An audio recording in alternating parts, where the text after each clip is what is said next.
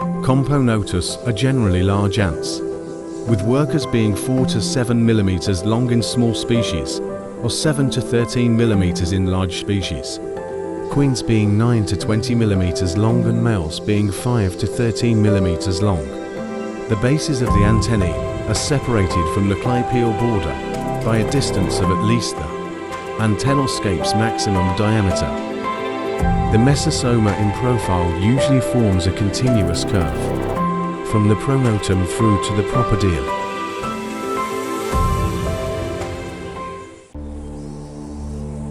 Each colony can contain over 20 million individuals, and that qualifies them to makers of the largest colonies of all the social insects.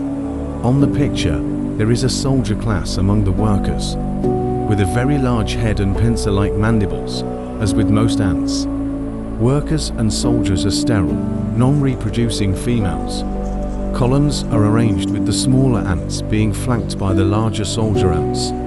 These automatically take up positions as sentries and set a perimeter corridor in which the smaller ants can run safely.